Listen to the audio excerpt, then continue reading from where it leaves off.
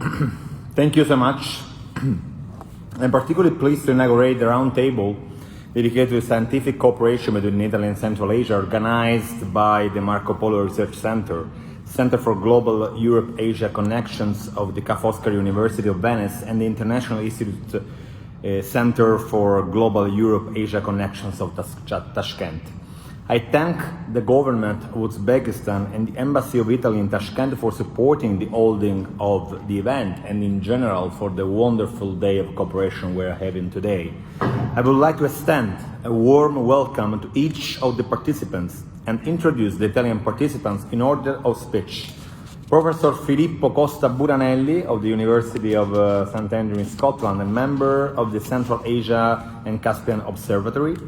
Professor Stefano Pello of the Ca' Foscari University of Venice, Professor Maurizio Acciari of the Bicocca University of Milan, Professor Silvana Stefani of the Catholic University of the Sacred Heart of Milan, Professor Carlo Frappi of the University of Venice. I welcome also the participants connected from Italy and the region via VCT.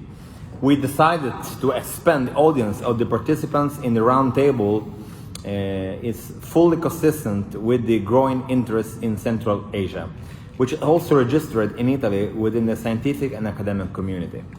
This roundtable is an integral part of the proceedings of the second Italy-Central Asia Ministerial Conference in the format of 1+5. The discussions will offer scientific support to the ministerial agenda, placing the experiences shared within the academic community at the service of strengthening relations between Italy and Central Asia.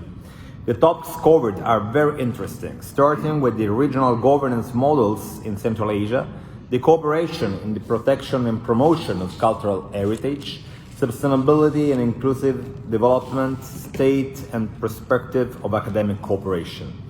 These interesting discussions will make it possible to strengthen assisted collaboration between the academic community of our countries through the establishment of a joint working group aimed at elaborating analyses and position papers that will inspire political action. This is a concrete follow-up to today's conference, which I am very proud of. In general terms, Italy attaches great importance to the cultural dimension of international relations. I'm proud to say that the state of Italy's relations with each of the countries in the region in scientific and academic sector is excellent. The development of relations within civil societies that often develop spontaneously is functional to the deepening of government relations. We have a concrete evidence thanks to the worldwide success story of the establishment in Tashkent in 2009 of a branch of the Turin Polytechnic which in just a few years reached training standards of absolute excellence. It is one of the best practices of Italian university world cooperation. The example was also followed by others, and today there are hundreds of agreements signed by the Italian universities with counterparts from each of the 5 countries in the region. We are also interested in fostering cooperation between conferences of rectors of our countries. The decision to establish an Institute of Italian Culture in Almaty in 2022 with responsibility for Kazakhstan and Uzbekistan, the first in Central Asia and the Caucasus, constitutes a further step in our diplomatic action in the region. During my visits to the region, I managed to visit each of the 5 Central Asian countries.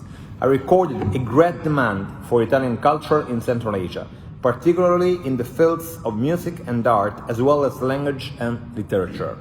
The Ministry of Foreign Affairs and International Cooperation strongly supports the further deepening of these relations, also through the provision of scholarships for the most deserving students. I conclude by expressing my best wishes for success for today's roundtable.